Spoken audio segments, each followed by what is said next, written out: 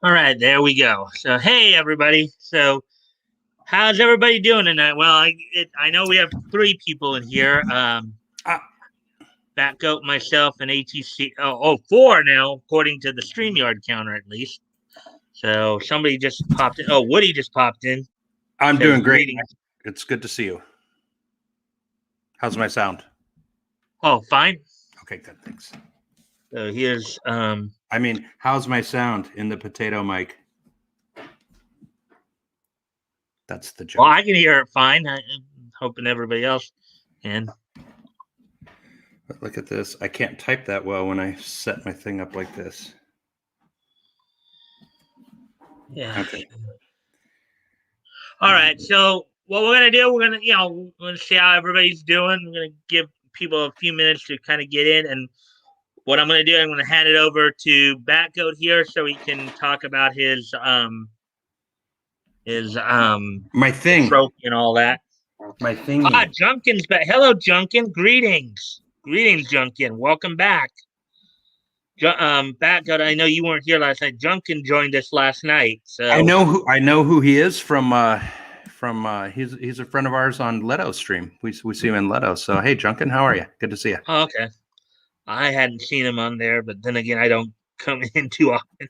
Yeah, So, it's been fun hanging out at Leto's daily. yeah. And Woody said Tater sounding fantastic. Okay. All right. Sorry about that, Back. Way to go, Woody. To interrupt you like that, but No, that's totally fine. Woody starts off early, as always.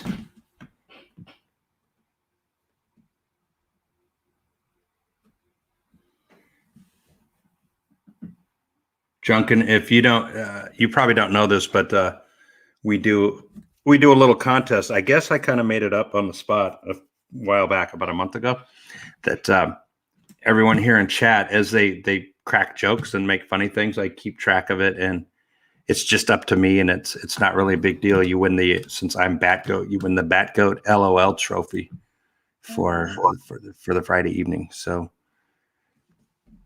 And speaking of that, Mike, if this is all right, I'll. You're echoing me. What was that? Was that 3 weeks ago, you guys, or was that 2 weeks ago? It was 2 weeks ago when I spilt a big. This is just Kool-Aid tonight, and I'm being very careful.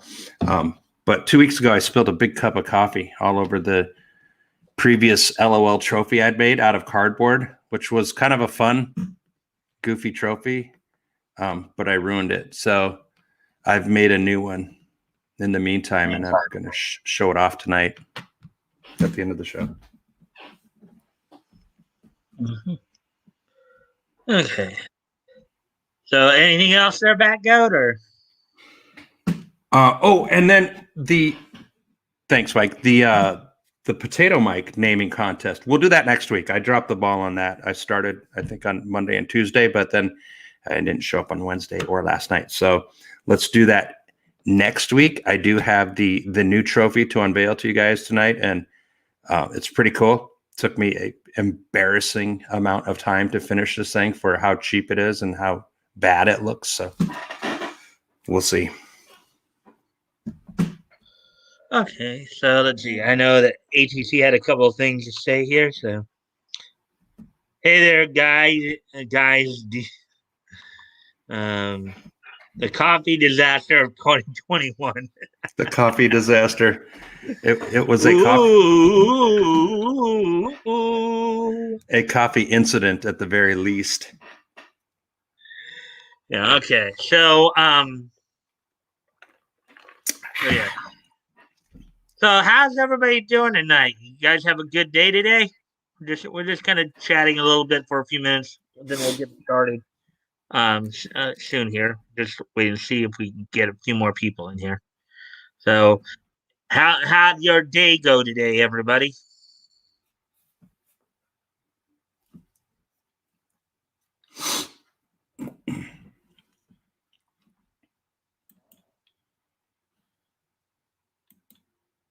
Let's see, give you a like there.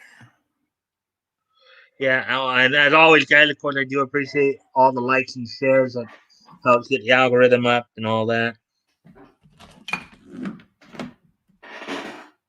Let's see. Junkin just said, my day was all right. So I guess you're a regular from Leto's stream then, huh? Dang it. I can't comb my mustache now with the headphones on. All right, we're good. So Toy said, laugh it out today was better than my last weekend. Yeah. Well, I know you were coming off of some surgeries and stuff in your family there, right? ATC? Lighting is horrible. And then Woody says, it was a lovely day. I'm currently being attacked by a love-starved cat and dog.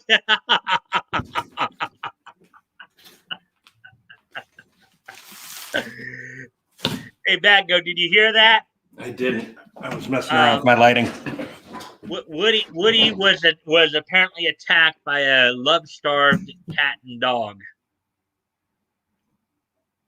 I'll show you that. Nice. You sure it wasn't a cat dog like the cartoon? Cat dog, cat dog. Alone in the world, it's a little cat dog. Question: what's long, brown, and sticky? I don't know, and I'm not completely sure I want to know. Mike, it's going to be gross, whatever the answer. I can tell you right now. A stick. Okay. Oh, a stick. Oh, it wasn't as bad, but I was thinking. That's a dad joke. Very well done. Way to go, Toys. Or at least a cleaner version of a particular joke, but let's see. So we got 5 people.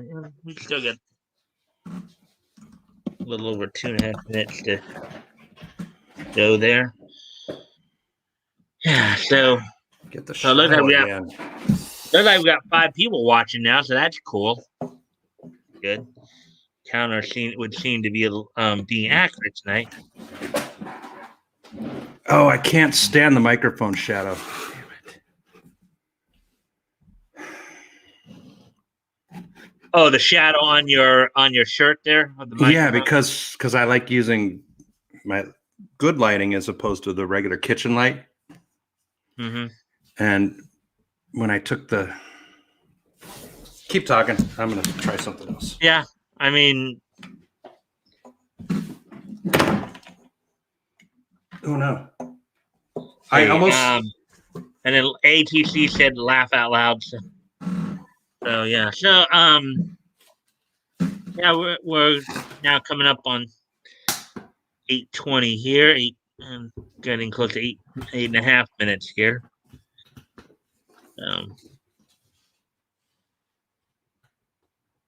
So I guess I can go into what's on tap for tonight for you guys, what we're going to be covering.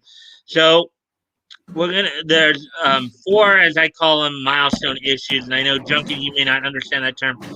I use the term milestone issue as an explanation of what like basically, obviously a debut issue or factors of 5, 10, 25 kind of thing, So tonight we're gonna go through Detective Comics number 5, Star Comics number 5, Star Ranger number 5, and Tip Top Comics number 15.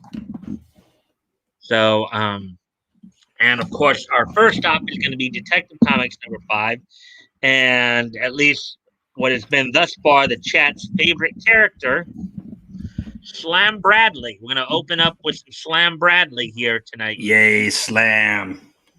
So let me just make sure I get this right now. Not that one. Okay, so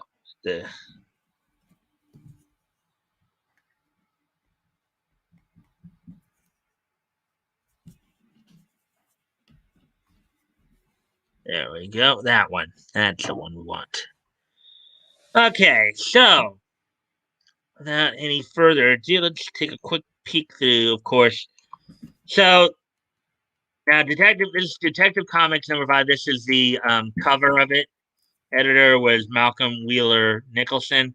So at this point, of course, this is what I called a themed anthology, because it focuses on a specific theme. Now, Junkin, I know you're a little newer, so just to kind of explain, at this point in time in the late 30s here, comic books were anthologies. There were basically two types of anthologies. There was more of a mixed anthology in which you had like a whole bunch of stories, like you'd have like 20 plus stories that were all anywhere between 1 and 4 pages per story. In the comics, they would usually be like 64 pages. And then in like late 36, early 37, you started having, some of these more themed anthologies where they like a specific theme, like Detective Comics here.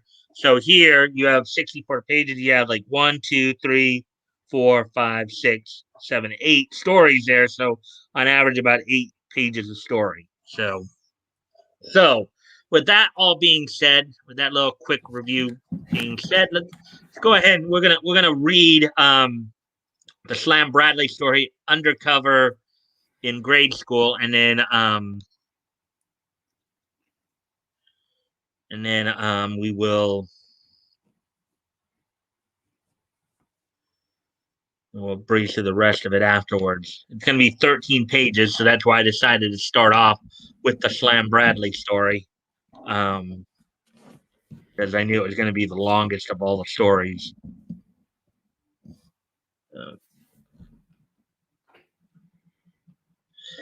Hey, Batgoat, do you want to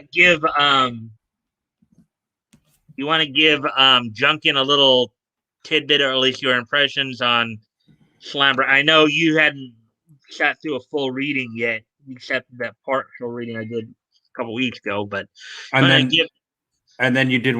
Then I saw one that you did before too, where he went onto the ship and he picked up this Chinese dude and he swung him around by his ankles and knocked over like 3 other Chinese dudes. And I'm like, wow, this guy, he's not playing. So he's kind of a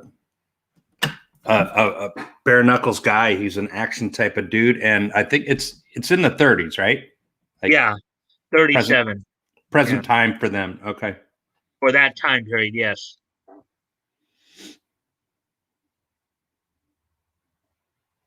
And we got our friend with all the question marks in his name is back. Oh, he is? Yeah. I wonder if he was, because I don't know if you saw this on the YouTube page, but somebody put a dislike up there already. That's like we said, you've made it. You're starting to get popular. Yeah. At least he said initiating lurking mode. I give him respect for that. That's really funny, actually. Yeah.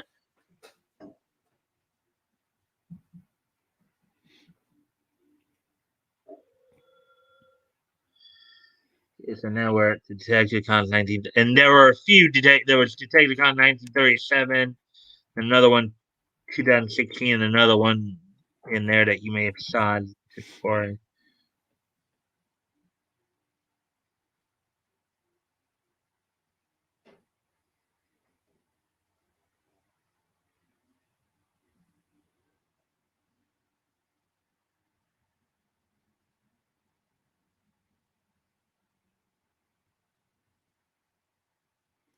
That's a lot of comics.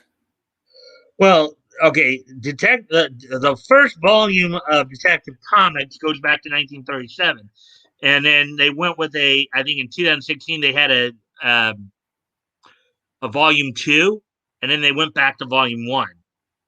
I think it's up in the thousands in terms of number of issues there. So this from now what this is a cover date. Okay. When I refer to them, I usually refer to them by the on sale date. So this comic went on sale on newsstands in June of 1937, albeit the cover date is dated July of 1937. Oftentimes the cover date was 1 to 2 months after the on sale date. So let's see. So we're about 15 minutes into this. Okay. Toys has brought the A game, just to warn you guys. He's firing them off here. Yeah. All right. So anyways, let's get into this then, because this cover, that the guy in the hat right there. All right. That's Speed Saunders right there. Looks like Dick Tracy a little bit. Well, yeah, but Batgoat, as we've been talking about too, this if you think about it, this is kind of the standard look for detectives back then, Yeah, yeah. You see his right? badge even. It's got a G in the middle of it. The G man style was the big thing back then, right? Right. They were, in their, of course, suit and tie and blue coat and the hat there. So I mean, that was the classic look. Craig Fleisel was the one who was doing the cover there. Artist there, and then here's an ad for More Fun Comics. One of the now, of course, More Fun, Detective, and New Adventures were all done under Malcolm Wheeler Nicholson here, who was the editor and publisher of Detective Comics at the time, um, with Vincent Sullivan and Whitney Ellsworth as the associate editors. And here we go. Slam Bradley by Jerome Siegel and Joe Shuster. Now, for those of you who are a little bit newer, Siegel and Schuster, if they sound familiar to you, that's because those are the two guys who created Superman. Siegel and Schuster actually had a number of titles that they did here. Superman was their most famous, but Slam Bradley is another one, along with Dr. Occult, Federal Men with Steve Carson, Radio Squad with Sandy Keene, Bart Regan Spy. So these guys were pretty active around this time. So anyways, let's get this thing going. Wham! If I wasn't sore at you, I'd kiss you. Boy, I've been looking forward to this for a long time. And you see him right there. He's kind of a stocky kind of guy right there. This is Slam Mm-hmm. right here. He's kind of a stocky guy. Let's see what Shannon tells me. When he punched him, he must have flipped him over. Yeah, the dude's half the size of Slam Bradley. It's just you see what he said? He's like, if I wasn't so sore at you, I'd kiss you. Meaning he's like, you gave me a fighting boner. Because like he loves fighting so much. He's like, thanks for giving me a chance to deck someone. So he just clobbered the Yeah, guy. I like how you said that too. A fighting boner. Well, That's funny. he's our guy Slam. Yep. Wham! No, it's not an earthquake. It's merely our old pal Slam Bradley at it again. This time he has met up with the former bully of his schoolboy days and is evening up a few old scores. Oh, way to go, Slam. Mm-hmm. And here we go. That did it. That did the old heart good. Now that next thing on the program is a visit to my sixth grade teacher. I wonder if she'll remember me. Whoa, settle down, Slam. Gosh, here you want to recall your school days, and I'm still trying to forget mine. Now, a little tidbit here, based on at least some of the research I've now. First off, Slam is technically, according to some sources, he's technically the first major character from Earth One to be published.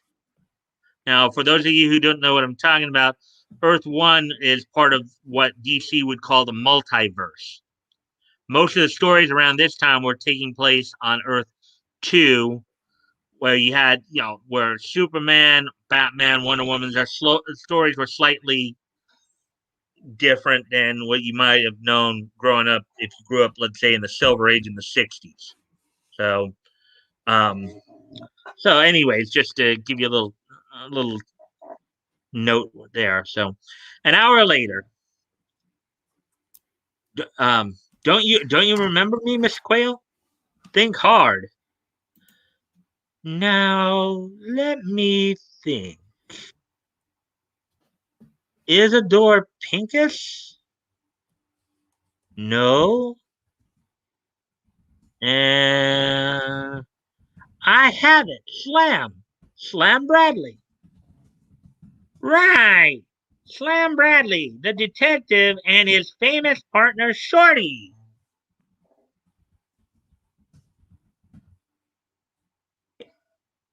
A detective? Come with me. We're going to the principal. Hey, what have I done? Hey, what have I done? Dope. I told you we'd get in Dutch if we came here. Getting Dutch. A great old saying. Yeah. Echo, would you like to explain to people what that means? Getting Dutch is just like saying get in trouble. Oh boy, we'll be in Dutch if we go take Mr. Wilson's paper off his front lawn. We'll be in Dutch. And I don't know the origin of that. Okay. Um, Mr. Bradley, a detective, is a former pupil of mine. I'm sure he'd be glad to help us. Splendid. The lockers of our students are continually being broken into by some unknown culprits, but nothing has been stolen. Do you think you can trap the vandals? Um, it it'll be a cinch, but you'll have to let us handle this in our own way later. What's that? A child suit. I hope you like it because you're going to wear it.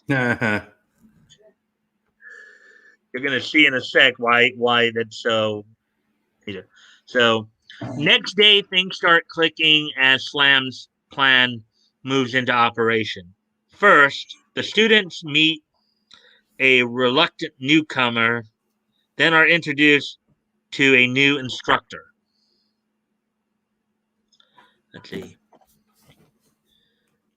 Children, this is Mr. Bradley, your new teacher. Hi, kids. I mean, hello, fellas. No, I mean, quiet, class. Kind of having a hard time figuring out what exactly to say, right? I'd be like, hey, kids, just say no to crack. Look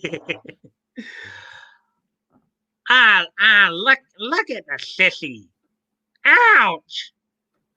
Oh, isn't he cute? Tee-hee. Tee-hee. Lunchtime. I tell you, Slam, I'm going nuts. Nuts. If there's one kid who didn't pick on me, it's 'cause I could run faster. You should talk. How do you suppose I felt when I learned that compared to my pupils, I'm an ignoramus? Come on, we're gonna tell Mr. Townsend that we're quitting him flat. Now you're talking. Hey, this is where 21 Jump Street got the idea from this actual comic strip. They did? Where did you read that? I just made it up right now, and it sounded really good. Yeah. Well, I think the idea had been there for a while, but anyways, but when the office is reached, I'd like you to meet our history teacher, Miss Campbell. Mr. Townsend has been telling me how you're going to help us. I think you're just too wonderful. Do you?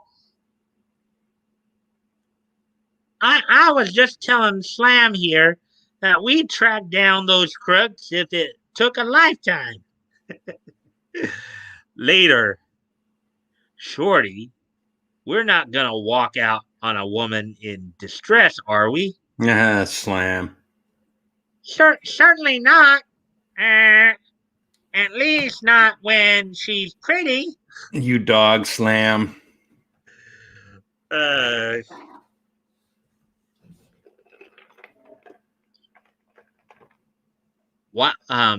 while returning to his classroom, Shorty glimpses a figure jimmying the lock on a locker. Elated, he creeps cautiously forward. And then this is it now, because now from what I figured out here, the dotted border there, I think it's more. It's not. He's not actually verbally saying it. He's saying it like in his head. I think we talked about that before, right? Yeah, I agree with you. I think it's a thought balloon type of thing. Right. Oh boy, am I lucky! I've caught him red-handed.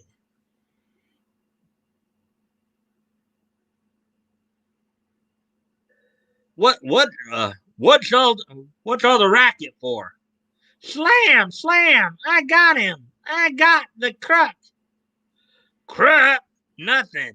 I'm the janitor opening a lock for which the key was lost. Let go. Concern ye? Concern you? So you're the janitor, huh? Tell me, are you sure nothing was stolen out of the lockers that were broken into? Yes, I'm positive of it.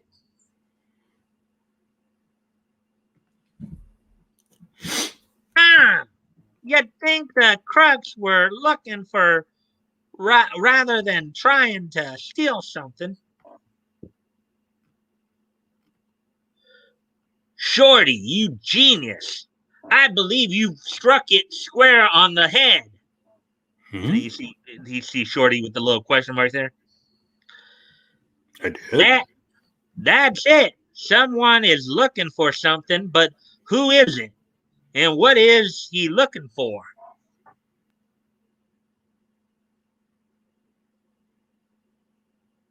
Meanwhile, the science class is being addressed by its instructor, Mr. Pershing.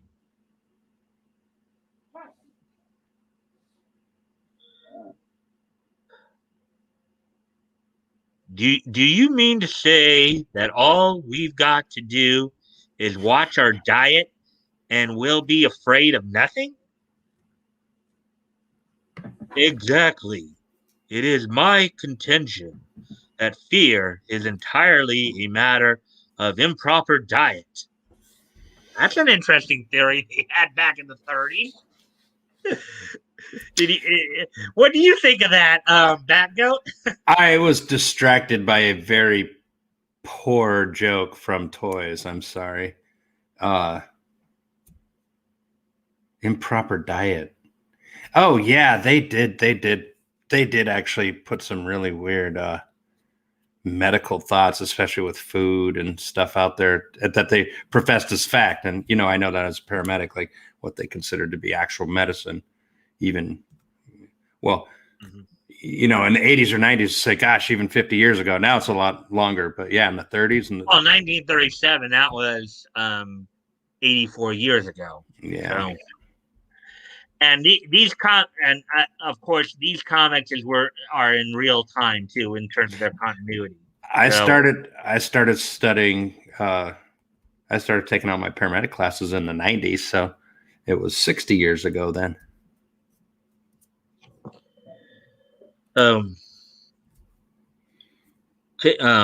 Take myself for instance. I attribute my customary calmness to the fact that I consume a steak each afternoon after the students leave. That's I'm just gonna do that's the face palm right there after what he just said. He says eating a steak every day keeps him calm.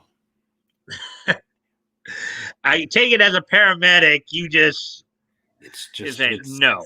It's right. There's no truth involved in that statement. But here's the thing to think about the time, right? Yeah. In the 80s, by the 80s and 90s, we were already becoming more and more aware of the fact that eating meat could actually, increase blood pressure and all that. But probably back then it wasn't. Atherosclerosis would make your heart stop. Yeah. But anyways, moving on with the story here. After the students leave, and now for an energizing detox Dextrose, which is dextrose-rich dextrose, pure chocolate sugar. bar that'll send my courage up to the nth degree. Please Now, do not listen to anything he's saying as medical advice.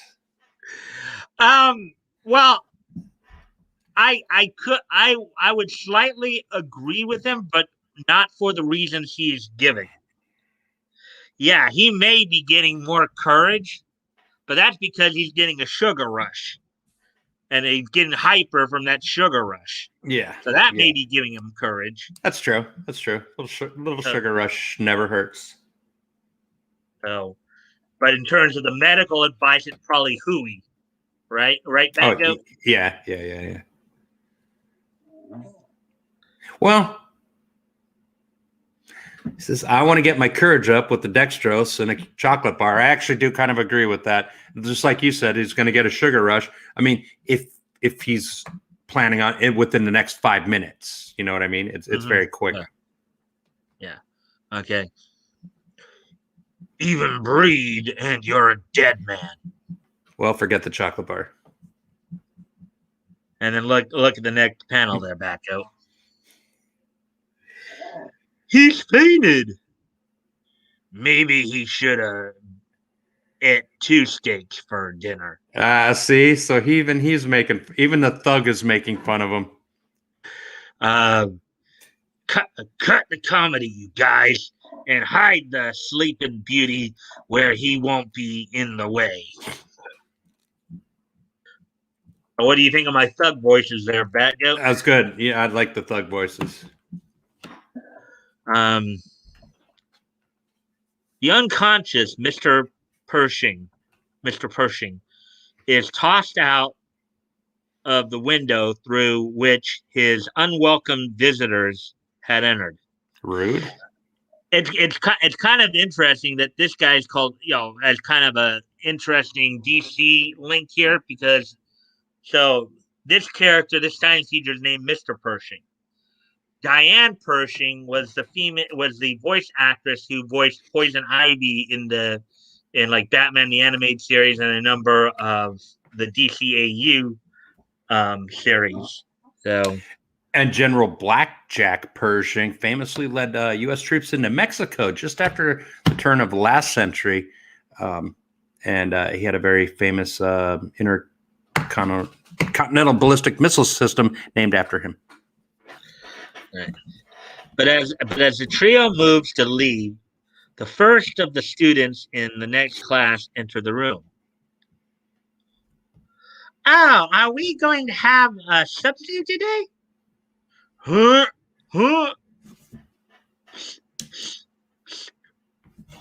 Tell him yes, Muggsy. And that slugger and I are visiting teachers. Oh, that slugger's the other guy, I guess. Mm-hmm. Looks like a sluggo, not a slugger. Muggsy starts the session off by asking Shorty a question. You with the big snoot. Tell me how many gallons they is in a quart, and no wisecracking. See,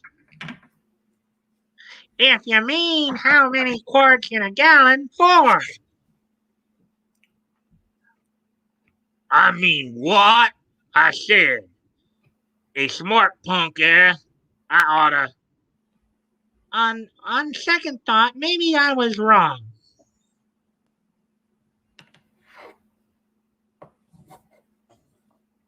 Sit, Derv, and if I catches you twining your head, by blazes, I'll knock them teeth down your throat. Yes, teacher. After the most amazing 45 minutes in his life, the class is dismissed. The 3 interlopers hurriedly confer, unaware that Shorty, too afraid to move, is listening stupefied to every word.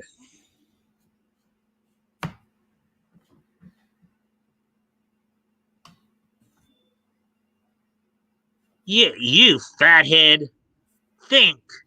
Where did you hide the satchel of stolen dough when the cop chased you into the building after we pulled that bank job? I told you 1,000 times. I forgot the number of locker. Well, we've broken into hundreds of lockers, but without any luck. Now we'll have to try one last desperate scheme in broad daylight. Let's go.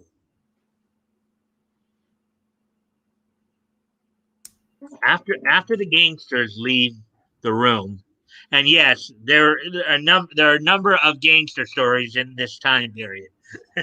Just Mhm. giving you guys a heads up for that. So, um, Shorty dashes frantically through the halls, but finds no trace of Slam.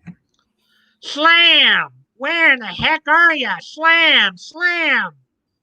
He then races to warn Mr. Townsend, but when he reaches the office, Mr. Townsend, the crooks are here, the building, are in the building.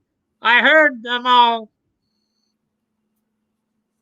Close the door, Muggsy. We got a little bushing to do here. Okay, a little gushing to do here. Business. Oh, little business to do here. It's kind of blotted towards the end there. Yeah, I know, and it was hard Yeah. to read. Yeah. Oh, you did. How interesting. Mm. The game leader forces Mr. Townsend to broadcast a message to all classes through the school's public address system. Unfortunately, Junkin, he gets points for a bad joke like that because it is a bad joke. So I appreciate it, and he's throwing them out there. Let's see.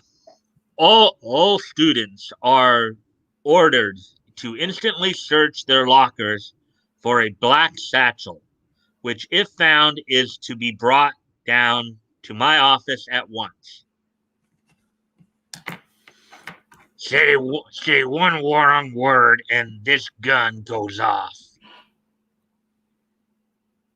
I found it, Miss Campbell. I found the satchel in my locker. Come with me. We'll both go down to the office. The broadcast is heard to by Slam Bradley, but his sixth sense warns him that something is amiss. And then we see it again there. All students are ordered to instantly search their lockers for, if found, for a black satchel, which, if found, is to be brought down to my office at once. It doesn't sound kosher to me. I'd better look into this.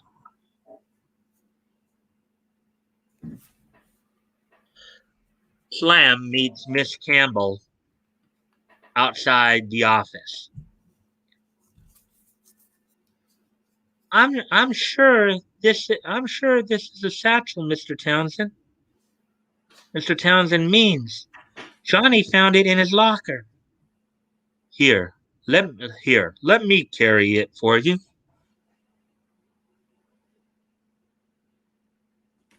As the three enter Townsend's office. The satchel! Look, boss, he's got it. Well, he won't have it long. Grab it. One swift glance had appraised Slam the situation. Quicker than the eye can follow, he tosses the satchel across to Shorty. And in the next instant, Shorty sprints off for dear life, closely mugging the satchel. Get him! Don't let him get away. Stop! Stop! Or I'll plug you. Don't fail me. Closely pursued, Shorty springs onto a railing and go sliding down. Whee! If it weren't for those darn crooks, this'd be fun. The gangsters, desperate at the sight of their loot escaping, try to emulate Shorty's feet, but land in a tangled mass at the foot of the stairs. They couldn't pull it off. Get up, you fools! Get up! He's escaping! Oh, look at look at that right there, dude. That could be a compromise. Anyways, Shorty tears into the gymnasium, loses his balance on the slippery floor, and plops. Regaining his feet, he turns to run, but faces three guns. Don't try anything. We've got you trapped. Come here, Sonny. I want to give you something. That the blackjack, huh?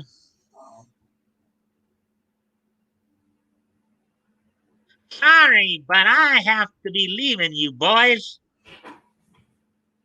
After him, Muggsy. One swift leap carries Shorty onto a springboard, which in turn catapults him up into the air. Snatching wildly, Shorty catches a climbing rope and inches his way slowly upward. Rising swiftly in pursuit, Muggsy is certain of overtaking Shorty, but suddenly loosening his grip, Shorty hurtles down, his feet catching Muggsy squarely in the face, and the two both drop to the floor. When when I say there are 4 quarts in a gallon, I'm not fooling. Like a foot, 2 feet to the face for his trouble. Scrambling to his feet, Shorty staggers within 2 parallel bars. Hearing someone rushing toward him, he hoists himself up and strikes, but blindly with his feet. My gosh, it's Slam! I've knocked out, and here come those crooks with murder in their eyes. Oh boy, comedy of errors there, huh? Mm-hmm. Slam revives to see Shorty clambering up a ladder to the circular running track, closely followed by the 2 remaining gangsters. Toss down that satchel, or you're as good as dead right now. Safely on the track, Shorty runs for all he's worth. Whatever made me want to become a detective anyway? And again, and another little note here, I think there's about a 10-year difference between Slam and Shorty. I think Slam here is approximately 32, Shorty's approximately 22, just in case you guys wanted to know their ages or approximate ages. That's my theory anyways. That's like Pee-wee from the Smurfs, like he was introduced with Johan later on in the Smurfs as Johan and Pee-wee, Mhm. and he was a kid Mhm. as with Johan and Pee-wee on the Smurfs cartoon. But Right. I've told you about the movies that I like, the one called The Magic Flute, 1977. And Mhm. he was actually a very short man. Like he was drinking wine and his voice was lower and stuff like that. So it's kind of funny how they switch things around like that sometimes. Yeah. Okay, so when the gangsters reach the track, you you chase after him, and I'll run in the opposite direction. Mhm. I get it. We'll close in on both sides of him. The gangster's plan works. It looks bad for Shorty. Here's where you get what's coming. First, we get the satchel, then we get him. Slam! Help! Slam! But Slam had seized a pair of trailing rings and swung into action even before Shorty had cried out. Were you paging me? With Shorty firmly clutched between his knees, Slam swings back from the rail, suddenly loosening his grip on the rings. Slam plummets down, catches um, a I chinning can't. bar. A I think chinning. it's chinning, like Yeah, like a chin up. yeah, chinning bar. Whirls in a complete circle, then lands on his feet along with a safe but breathless Shorty. Yeah, sometimes when you get to the sides there, like trying to read that can be a little. Mm-hmm. Yeah, it's Um, a little scrunched has up any there. Batgoat? Has anybody been saying anything about the story, or has it just been jokes? No, we're doing corny jokes on the side, so I'm just letting him go. All right. The gangsters tear down from the track to the gym. Step on it. He's getting away with that dough. When I get my hands on him directly, um, directly into Slam's waiting arms. My neck, you're breaking it. Ready with those ropes, Shorty. Let go. You're strangling me. A few moments later, the gym is filled with policemen and excited teachers.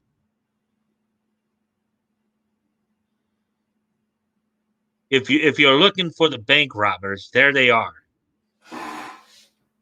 The um the Blackmore gang.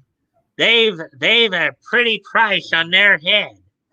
Slam, it means a fat reward for you and Shorty. I'll be down for it first thing in the morning. Mr. Bradley, you were superb. Hey, ain't I gonna get kissed too? Certainly, I'll be delighted to kiss you. When will I learn to keep my mouth shut? No.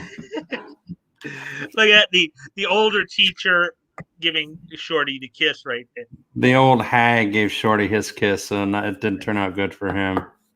And That then was a good. they have. Oh, go ahead. That was a good story, though. I like that. And I was going to say that they kept saying satchel, and I was kind of laughing. If anyone noticed me smirking every time they said satchel, is because when I was in college, like if you were going to go out and get some the devil's cabbage, right? You'd call it a bag of dope, right? A bag of whatever. It was just a bag. But like it had always been a bag. But then in college, I just met these people. Everyone called it a satchel. So like, let's go score a satch. And to this day, I still think of satchel. So it just made me laugh. That's how my brain works. Hmm. All right. Well, let's breeze through the rest of this real quick. Let's see. Where are we on time here? Just curious. Oh, dude, toys. 49 minutes. What? Oh, toys. He's cranking out the bad jokes. They're horrendous, but he's scoring each time. My friend asked me to grab a step ladder. I said, "You mean your ladder?" He said, "No, I've never met my real ladder." Okay, I'm not sure where that one is going, but I'm like a step parent. uh so okay. Step ladder. Anyways, we're at the 15-minute mark here. So complete, and then here's an ad for the next issue. Of course, completed next issue. Slam Bradley and let's go. Next month, our two daredevil detectives show a band of cutthroat Mexican bandits what it means to be really tough. It See looks right there? it looks kind of bad for Shorty right there. Looks And like here's Buck. the bandito's got a knife to him. Yeah.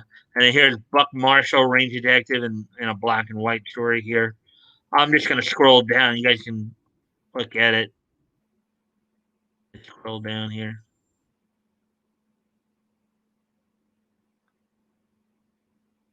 And we have The Claws of the Red Dragon with Bruce Nelson by Tom Hickey here. Looks like a mystery detective type of thing. Yeah. Well, remember, all of these are like spy / detective stories. Range Detective, and then Bruce Nelson here, I think, is a police detective based in like one of the many Chinatowns out there.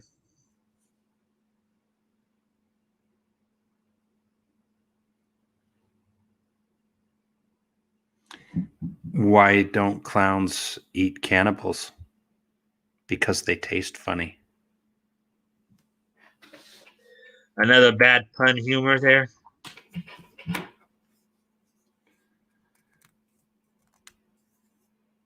We'll see if I get any groans from the chat on that one. We ain't getting, and this one's a tech story here. Ooh. I'd probably read that, though. You know what kind of geek I am. Especially for aviation. But the thing with those tech stories, though, Batgoat, those would take a while to read because they're. Oh yeah, I mean, like if this was me as little Batgoat light in 1937, I mean that would be my thing. And look, another one of your old friends here, Batgoat, Alger. And this is something I was even thinking about too. This seems, you can tell an Alger story here by how they set the title thing up here. It's always in this black background with the red frame right here. And then and this one is the Elm Park Mystery, which that fat letter font. What was the guy name? Old Oz? Old Oz Bob. Old Oz Bob. Yeah, he's my guy. Speaking of bad jokes, like he was the original. He's like vaudeville dude. Yeah. And here's Spy Bart Regan. This is another one of Siegel Schuster. Siegel and Schuster, yeah. No. Chick looks hot. Mm-hmm. Bart's romantic interest here is named Sally Norris. And here's Cosmo, the Phantom of Disguise, the black and white.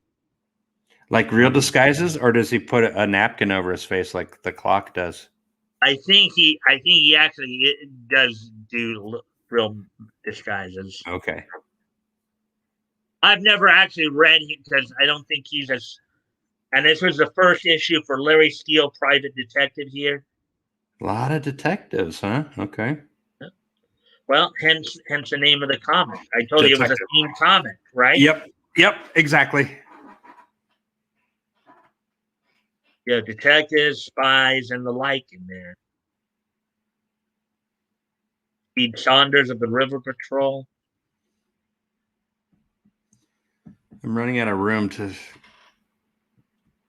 write all the check marks for the toys jokes. Fly Sleuth, which I think is more of a comedic. That does look a funnier nature. Flash. And here's an ad for a new adventure comic, which is coming out around the same time. And there's your ad page there. Yeah. Spy glasses, a couple of my pew pews. There's a little airplane. All right, so we're done with that one. So I'll go back to the. I'll make my way.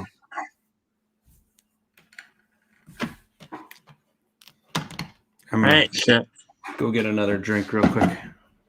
All right, so we're at 55 minutes now, so try to get through.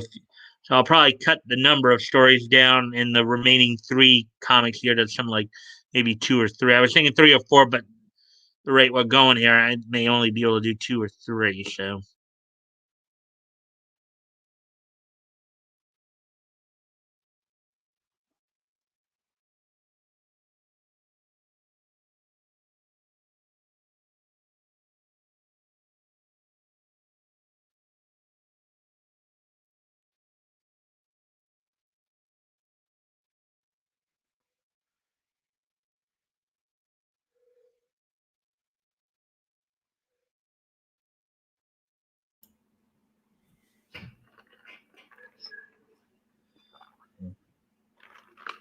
Leto, hey Leto.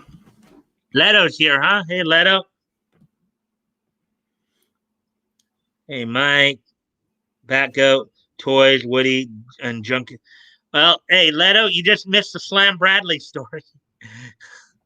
Sorry, man. Slam did a good one.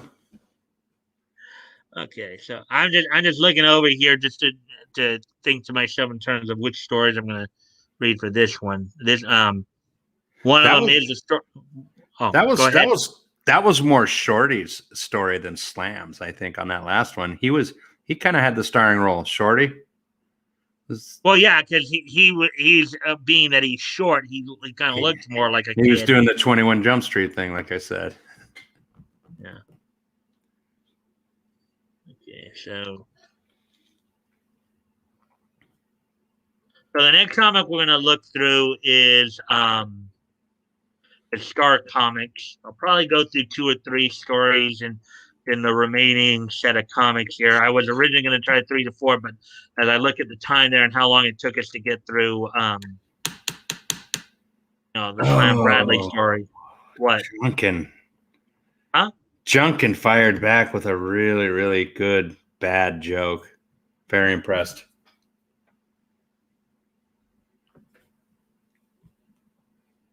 Now, this was eventually Centaur was the main company out of this, but this was from Chesler Dynamic Publications here. Star Comics #5. Star Comics, a rapid view of fun that's new.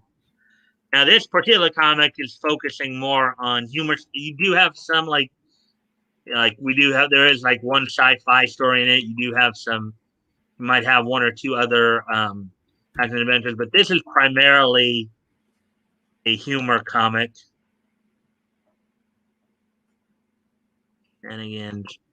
Shenanigans. I swear to God, the next guy that says shenanigans, I'm gonna pistol whip him. Hey, Farva, what's the name of the place you like with all the hot wings and the crazy stuff on the walls? You mean shenanigans? Okay, so here's the first. Here's one of the first stories I'm going to read here. Professor McScrewy presenting his educational class. Everybody, apparently, all the students are wearing Dunsky hats. Where was Moses when the light went out, Professor? In the dark. Oh, that's good. What's the best way to get fat, Professor? In the butcher store, Mary. Oh.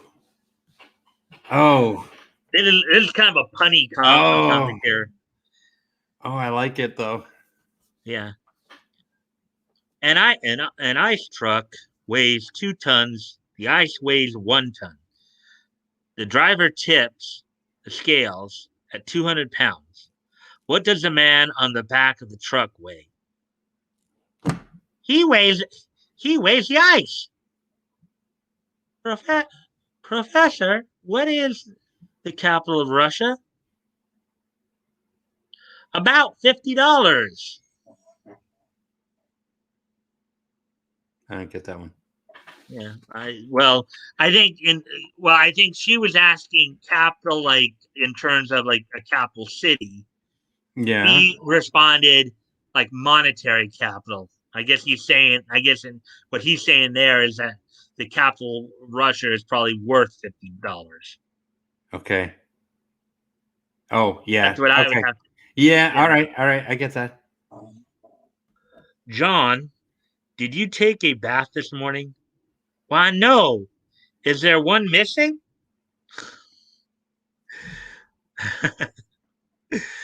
You get that one, Batgoat? That's It's another more punny humor. plan words. Yeah. They want to see something swell. Put a sponge in a tub of water. That was from old Oz, and Yeah. I still like that. Professor, why do you carry that needle around with you? So that if you don't get the point to my problems, I can make you see the point. I did a rim shot that didn't work. That was good. I like that one a lot. That was more funny. That was fun. It's like my old Oz. Well, punny, as in like puns. Punny and funny, because it wasn't all puns. There's also stuff where you take into semantics or the syntax or the actual rhetoric of the English language, and you're messing around with it because it's going against what people consider to be a norm. That's what makes the movie Airplane so funny. Like, stop calling me Shirley, things like that. Right. And here's another one that's kind of a bit of a play on words here. Third class mail, Eddie. After 5 days, throw it away. Mm-hmm.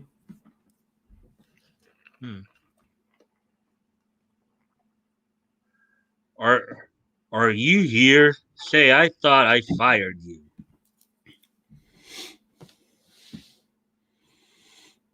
I sent you a letter and fired you. I know you did. That guy's a freak. Which one? The skinny guy or the Eddie? He's just a weirdly drawn, weird looking dude. It's cool, but yeah. But on the outside of the envelope, it says return after 5 days. Eddie, you rule. That's awesome. Third class mail. Well, you see the play on words there? Yeah. Third class mail. Yeah. It's a mail, and instead of it being mail from the post, and return in 5 days, like return to sender. But yeah, I would think.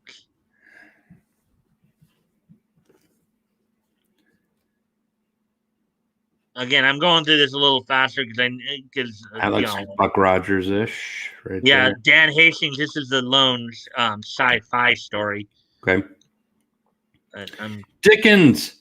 God, we had another Dickens question on trivia on Wednesday, and we're just laughing. We're like, Dickens and Sir Arthur Conan Doyle. Yeah, that was kind of common around this time too. They would, as you remember, remember when we saw Ivanhoe in some of the early comics there, Batgoat? They would take some classic pieces of literature and integrate them into the comics. Yeah. Yep. They've been talking. Let me see. We're past the hour mark. I'd better do this. Adventures at the Circus. Okay, this is the one I was telling you about earlier, back before the stream. Imperial Minstrels.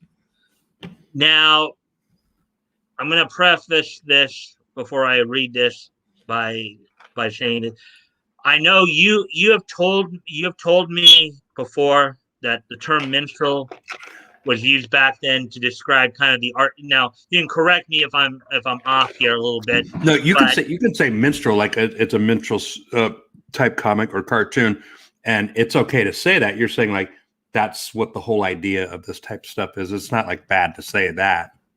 You know what I mean? Okay. Well, let me get up. You told me before that they use the term minstrel to talk about the art style or whatever of the black face with the big lips. Yeah. Okay. One of the points I wanted to make, but there is another meaning for the word minstrel, right? Like a minstrel show. Or a traveling musician, traveling performer. Made up a loose group of traveling artisans or musicians. Yeah. So what I want you to do here, I know what we talked about earlier. I just want you to just listen to as I read it, and then I'm going to have a question for you afterwards to take into consideration. I don't know if anything is going to be too offensive here or not, but I don't believe it is because I did kind of pre-read it. But Okay, go for but just hear the steamboat whistle blow. It says, "Come down to see the show." The show. Sambo, does you know you can't shoot a man with a wooden leg in Kansas? No, why? You have to use a gun. Yeah, no, like that. Just the name Sambo is really bad too. Hmm. The the sweepstakes are fake. I never won. Your ticket wasn't drawn. Oh, do you have to have a ticket?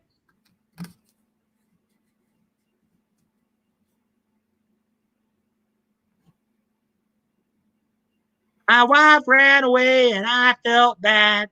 No sadness did I lack, but I really felt much worse when she came marching back. What? How would you feel about that, Batgoat? Would you, if your ex-wife came marching back? Batgoat? Yeah, no, I saw it. Okay. Anyways, Sambo, what did you tell your wife when she run away? I told her not to run. I wasn't going to chase her. Sambo, why is Ireland the richest country in the world? Because its capital is always Dublin. When it's moonlight on the levee, darkies humming soft and low, the minstrel show is over. To the next place you can go. Now, I heard you kind of cringe there a few times there. That was bad. That was bad. I didn't like it. Okay.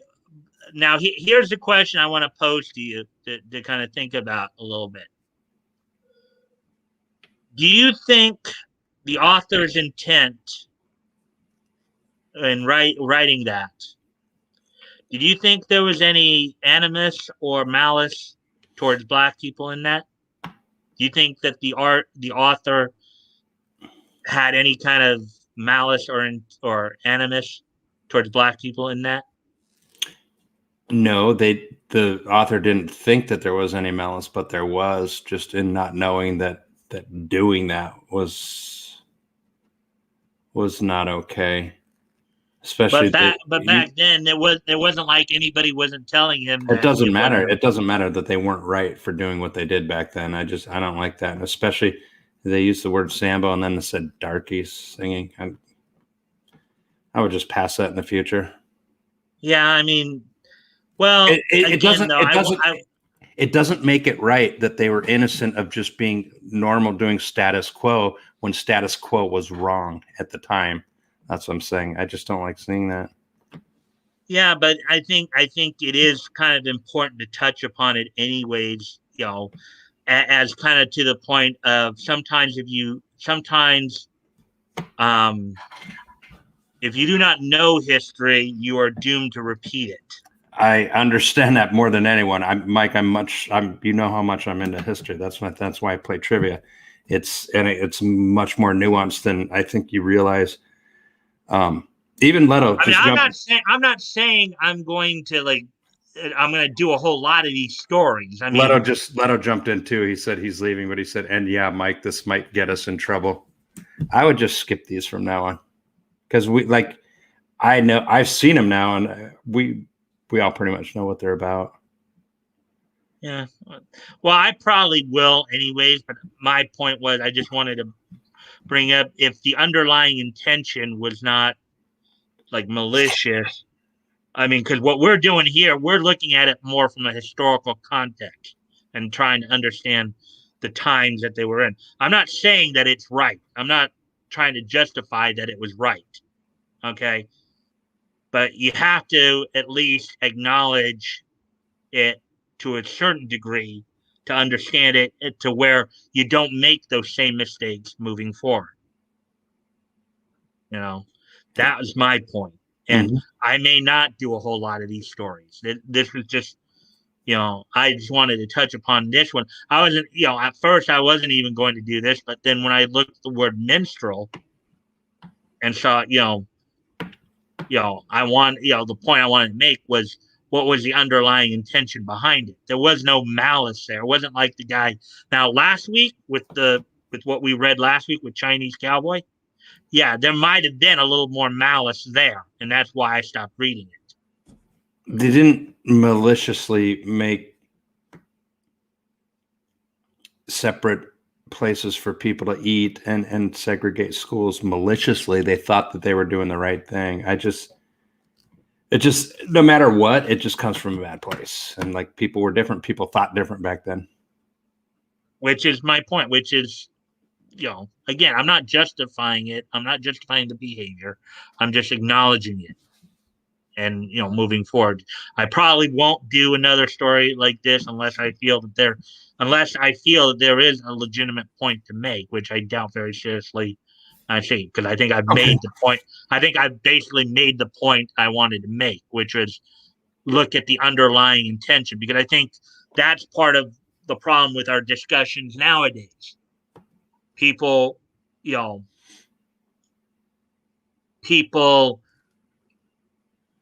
sometimes do not, like even when I object to the R word, it's because the intention right there is based more in ignorance. A lot of this is based more in ignorance. Okay. But I just wanted to make, and I think I made my point. So I more than likely won't do too much of this in the future. Okay. I don't even think it's going to be, because as I said, we're going to be focusing more on world building anyways. I don't think it's going to, we're going to be reading more stuff like what we read with Slam Bradley, but even in those, we may come across some of this stuff and we may have to address it, Sure. Okay. But we shouldn't shy away from it just because, it offends our sensibilities. We should at least confront it, call it out for what it is, and then be able to move on from it without. I'm quite aware that stuff like this went on back then. I'm much more aware of it, how it came forth in movies, not so much in the printed. But yeah, I understand that. I know me personally, I know what it's all about. I've got a much better handle on history than most people do. Yeah. I mean, as I said, I think I made the point I want to make. So I think, so. All right. So now we're going to move on to Star Ranger number 5.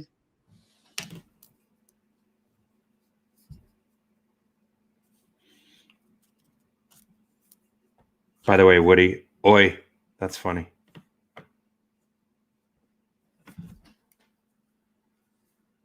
So Star Ranger number 5, pictorial stories of the Golden West. Let me first get an idea how. So we're at 1 hour and 14, so may need to be a bit quicker here. Good one, Junkin. Oh, there's my pew-pews. My spud gun and my air gun. Not a spud gun, I think it's a cork gun. Okay, so here's one of the first stories I'm going to read here. Tenderfoot Joe. They strolled around the country fair and led by Cowboy Joe, and having loads of fun and laugh in every place they'd go. They found the place the Broncos were, the Broncos good and wild. Then Joe looked up and saw the sign and turned around and smiled. Get a load of this, boys. It looks as if we'll win. It looks as if I'll win, said he. He spoke these words with pride. It says a prize of gold is yours in any horse you ride. Don't be a sap. You can't ride any horse. Let me at him.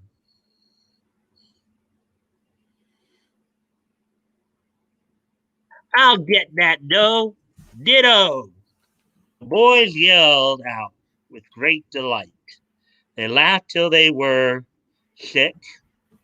They knew that Joe on any horse would be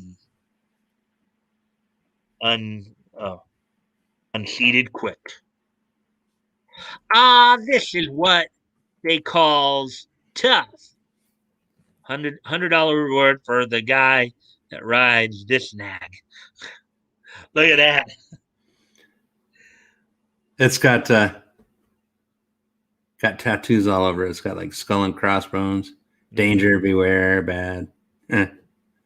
Joe looked at. I wouldn't ride it. I wouldn't ride that horse. Yeah. Joe looked at all these broncos, and a smile broke on his face. Said he, "They look to tame for me, yet tough ones in their place."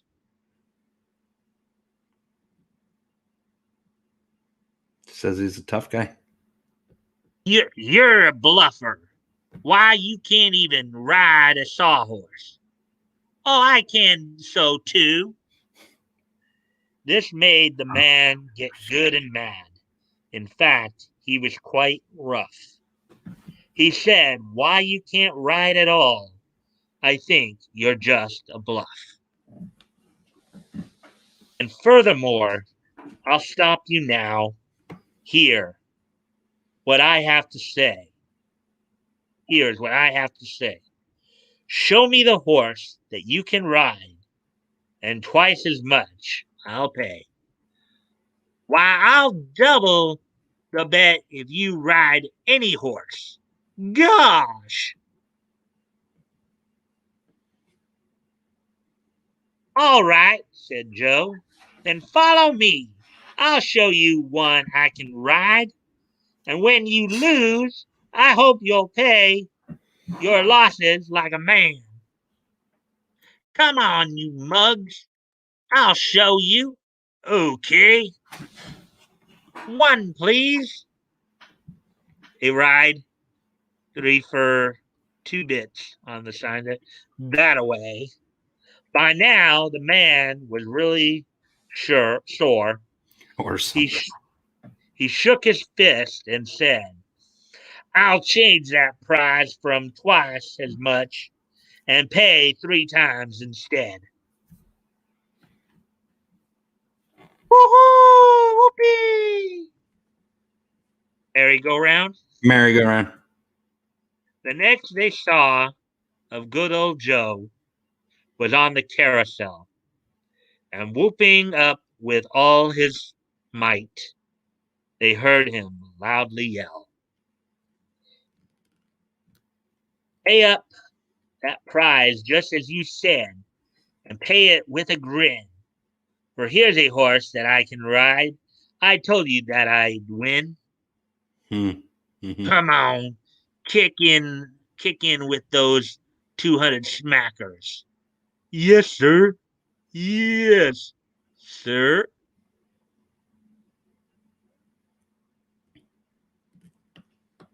And here's Tenderfoot Mary. Poison H2O. No good. Uh, Someone poisoned the water hole. There's a snake in my boot. Toy Story. Sheriff Woody. Them thar's horses, Mary, and mighty wild too. And that's a horned turtle and a buzzard. There's a rattlesnake and a steer. There's a prairie dog. And there's a coyote and a desert rat. And there's the cows.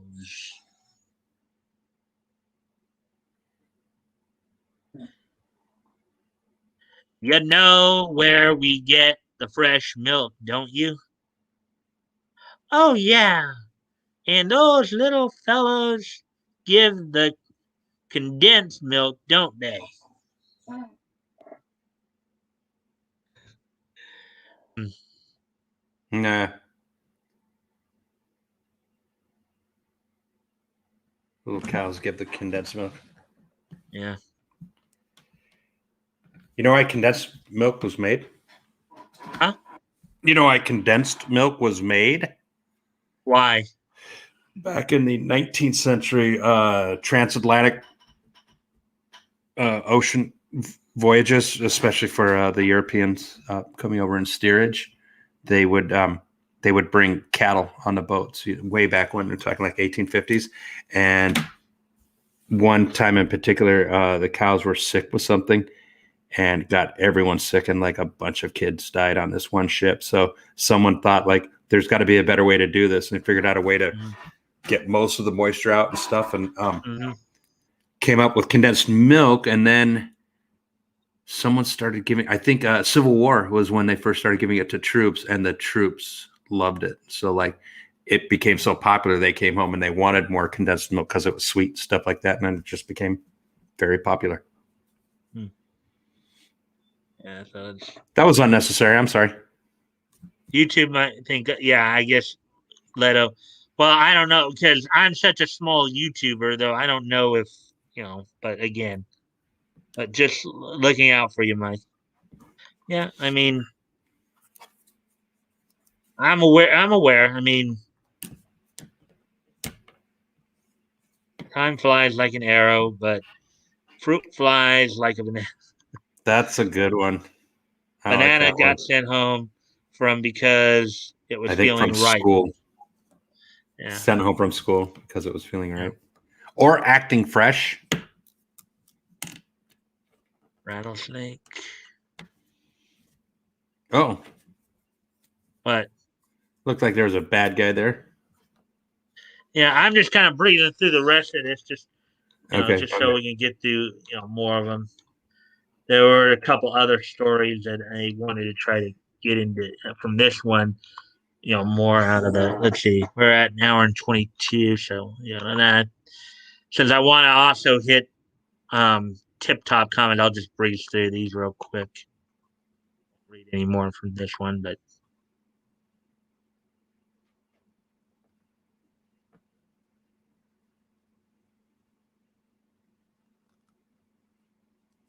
Yikes. slim pickings. This what I was thinking of reading this one and this one as well because of the punniness of them, but I Mm. know we're running a little low on time, so Yeah. I want to make sure I hit tip top comics as well. So yeah, so that's it. Dextrose. Did you see that? There was an ad for something. It said rich in dextrose that you need. Yeah. Well, I think dextrose was a common thing back then. It's still the same. It's still sugar. Yeah. Like when I mean they still do it. When I used to wake people up, someone's having an insulin reaction. I mean their Yeah. blood sugar would drop. I would shoot up 50% dextrose in water was the medication we would shoot through an IV to wake them up. Right.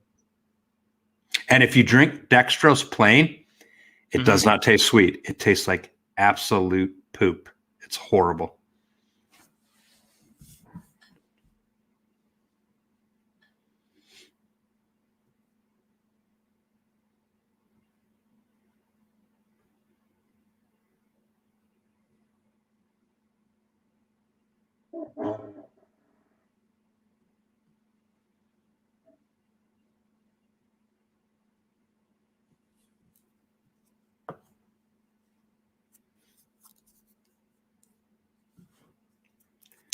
I used to drink a lot more alcohol, so when I was hungover, my blood sugar would get a little bit lower. Mm. We actually Yeah. tested that a few times. So we're gonna go to Tip Top Comics number now. For whatever reason, now Tarzan and Little Abner were also part of this comic, but for whatever reason, this guy didn't put those in there. So instead of the normal 68 pages, they only have 58 pages there. And there's Captain and Kid there. Got the Katzenjammer kids? Not the cats and I think the Captain and the Kids. Okay. It was another feature at the time. Were those BB guns? They look pretty dope. Yeah, I believe so.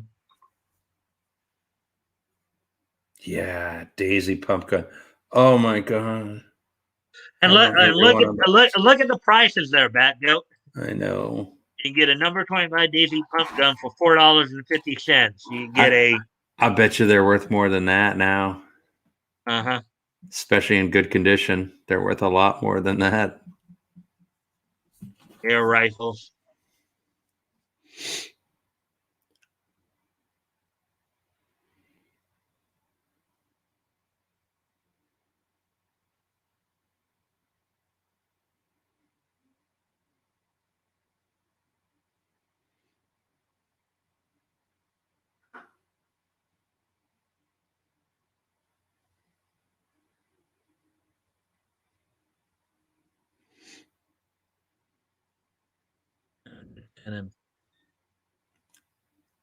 Kind of look through the. Okay, there might be one or two. See the Captain, the Kid story here. So, yeah, I think I'm just gonna breeze through this because I know we're running a little low on time. Okay. So I'm just gonna just go through this stuff real quick. Oh, nice bike. Captain and the Kids here. That looks like Pee-wee's bike. Huh. Like Pee-wee's Big Adventure, Pee-wee Herman. Yeah, the guy was caught playing with himself in a theater one time. Yes, Paul Rubens, yes. Pee-wee got caught being a naughty boy.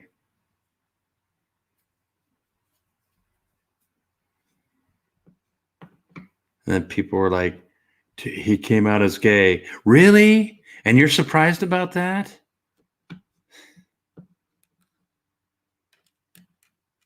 Ghost Plane and Geyser Gulch.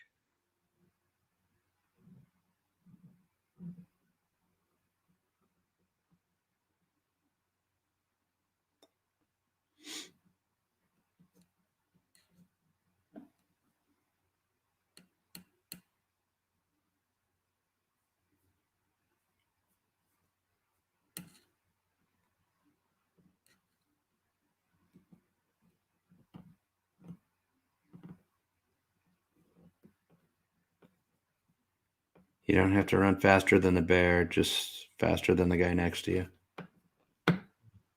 Well, Cinders here. Chris Krusty. I like that name. Krusty the Weasel. And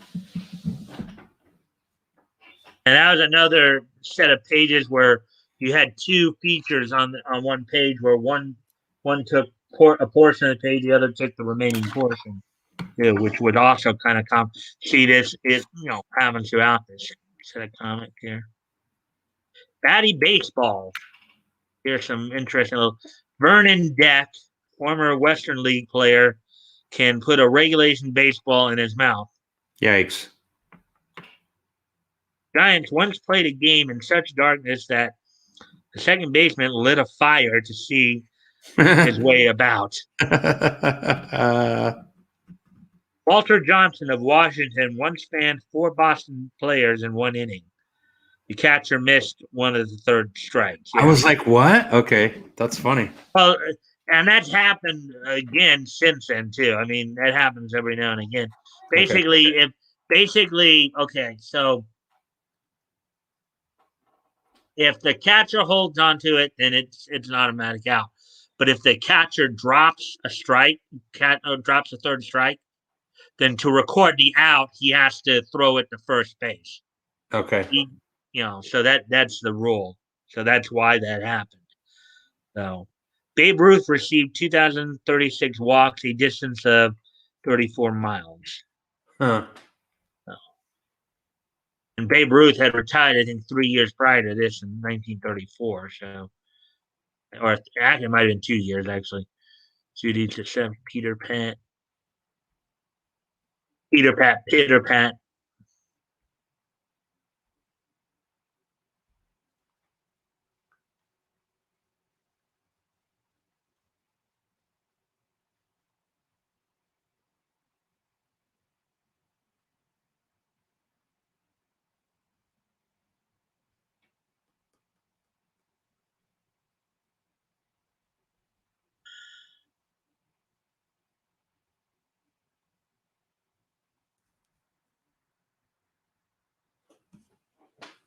Oh.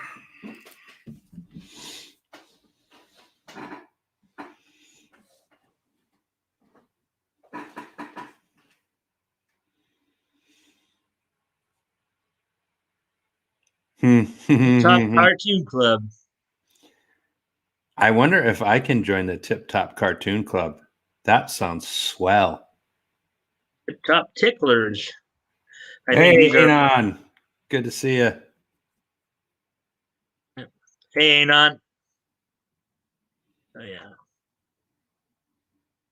All right. I'm just going to breeze through these real quick here. Ace of Diamonds was another baseball thing there. So.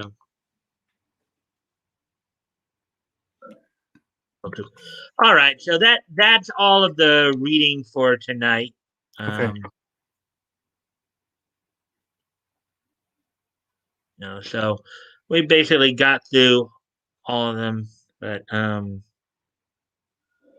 yeah, the counter here is reading one, but I think we have more than one person watching this. Yeah.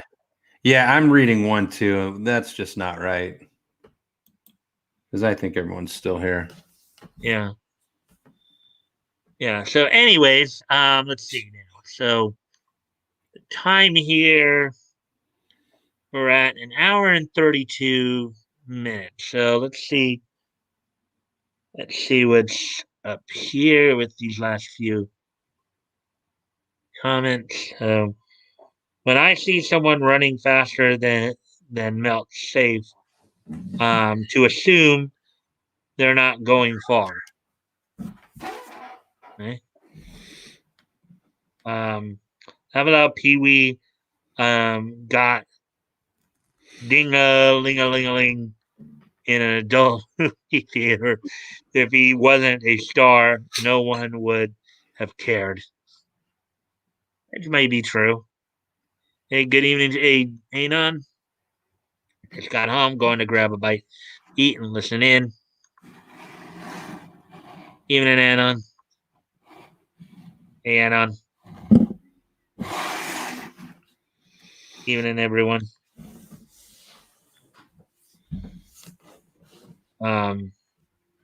Lit says one for me as well. Yep. Same. So, yeah. Well, I know some of the guys were saying yesterday too that it's probably not just my stream, but I guess it's screwy all around. I guess there are a number of streams that are having that same issue, that the count's not being accurate. Let's see what the YouTube says on the participants list.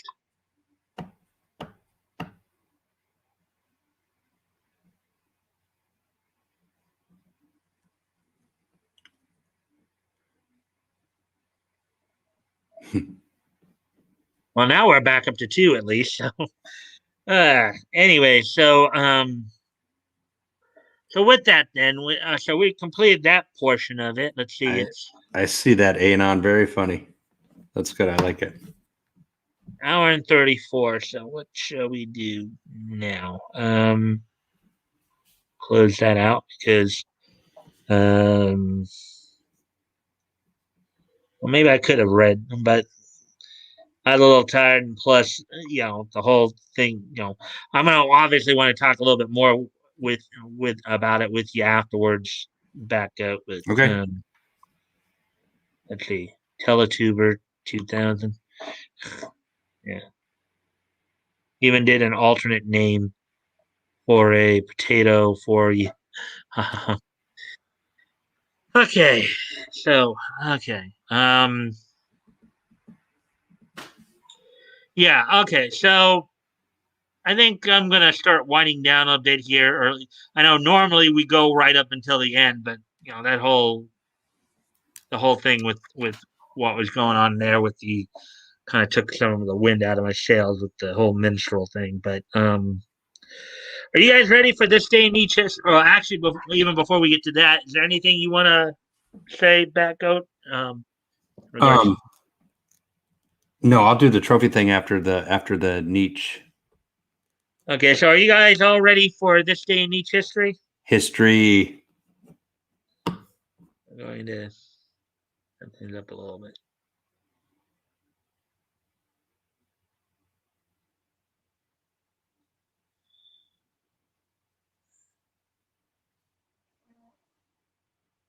Niche it up. Okay. And on tonight, been lit jokes, good. I love all bad. Let's see. On. Yeah, but they were good toys. They were good. It kept me entertained. All At right. least, So, anyways, let me just okay. I can go ahead and clear that out since like that. Let's see. 97 and 6 and 1 and 2011. Okay. So, all right. Well, without any further ado, let's take a Nietzsche. Yay, history. Woody may have left us, and I haven't seen Junkin in a while there. Junkin was still around. He dropped a joke a while ago. All right. So anyway, today being Friday, April the 2nd, 2021, let's take a look back at this day in Nietzsche history. And our first stop is going to be going back to 1997, which was 24 years ago today.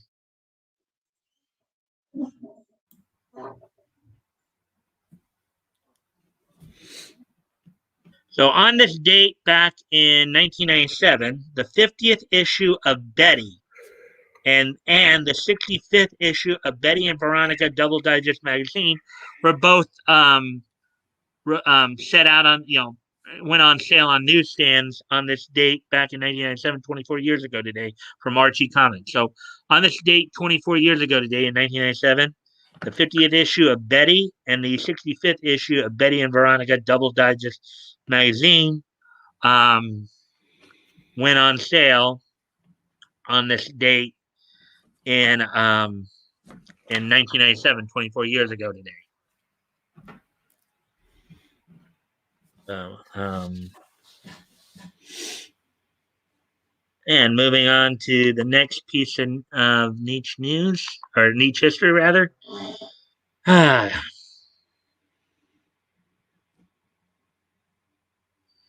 On this date in 2001, the anime Big O would make its Cartoon Network premiere or debut on this date in 2001. So 20 years ago today, the Big O premiered on Cartoon Network, the English dub.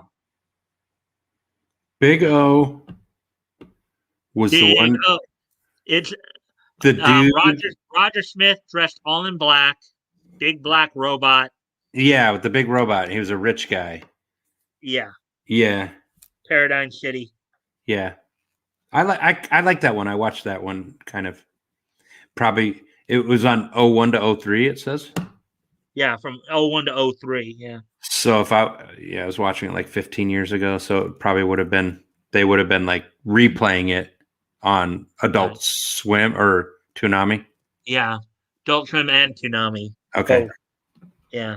So on this date, and then Cartoon Network actually helped to co-produce a second season of Big O. Oh, cool. Okay. So laugh a lot. I figured after the cheering incest joke, I tame it down. Yeah. I hated Big O at first. It grew on me a lot. Yeah. Anyways, after that, then moving on to the next piece, which it was kind of funny because this next piece of Needs News, one of the wrestling YouTubers I watch actually did a profile on this as well. So on this date, 15 years ago in 2006, from the if I can find it, from the All State Arena in Rosemont, Illinois, the WWE held WrestleMania 22 on this date in 2006. In the main event, saw John Cena retain the WWE Championship. You also saw Rey Mysterio defeat Kurt Angle and Randy Orton in a triple threat match for the World Heavyweight title. Mickey James defeated Trish Stratus for the WWE Women's Championship. Rob Van Dam became Mr. Monday Night as he defeated Shelton Benjamin, Ric Flair, Finlay, Matt Hardy, and Bobby Lashley in a Money in the Bank ladder match.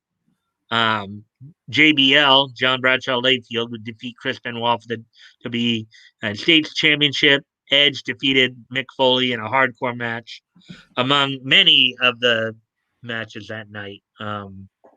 So on this date, 15 years ago, WrestleMania 22 from the Rosemont Horizon was put on by the WWE.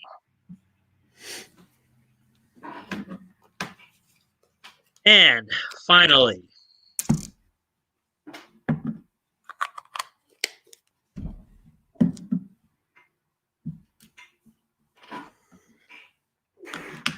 on this date in 2011, 10 years ago, a number of anime made their debuts, including Dog Days from Seven Arc Studios, Duel Masters Victory, Nichijou, Kyoto Anime's Nichijou, My Ordinary Life, Sunrise's Tiger and Bunny. Sunrise, of course, is also the company that also produced Big O, and TMS Entertainment's Hamtaro. So these 5 animes debuted on this date in Japan 10 years ago today. So only one I've heard of was the one for the next day, Beyblade. Yeah. So, anyways, guys. Okay. So, Batgoat, you want to do your thing? Yes. Okay. First of all, Mike, I was looking at how to we'll work on the share screen because I realized that I use Google Pics, and so I can share, as in with the StreamYards when we have the Windows Edge open. I can open up the Google photo pics to share as a tab where we could share screen. We'll try it next week. When I come in early. Okay. You know what I'm saying? Okay. And then I ordered some headphones. I ordered 2 pairs off of eBay, and you think that I'd be spending a lot of money, but I'm not, because they're really cheap. They claim to be working. They both look like they're from the 60s, and they look really horrible. So if they actually work, if I can plug them in, that would be cool. Because it's nice to have a pair of Audio Technicas, which is like a standard, really good pair of headphones, but I want crappy ones to go with my potato mic. Mm-hmm. So, as far as the big news, there is a new Lull trophy. The new Lulls trophy is here, boys, and tonight was a very, very good round. So, without any further ado, here comes the new Lulls trophy.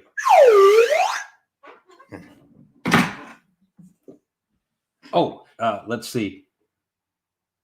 We had a tie for second place between Junkin and Woody.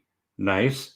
And of course, you guys know who the winner is. It was toys with a record-breaking 14 LOLs. So here's your new and here's your new and improved trophy. LOL 2 trophy. You see that? And can you see the picture on the? Okay, let's see the other side. Because of what I did to the other one. So, and then here is the this is the drunken garden gnome. Can you see the booze bottles in front of him?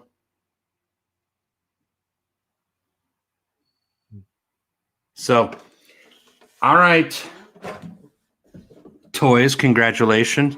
You have won the very first. I'm gonna have to write that down. Oh yeah. Okay, so yeah, next week we'll continue the naming of the potato mic, and then forgot about the whistle, Anon, and then do you guys like the coffee spill thing? I really like that for the trophy. I was proud of that. All right. Well, anyways, guys, thank you all for joining me. And I will hopefully see you guys back here on Monday. So thank you for joining me again. Bye.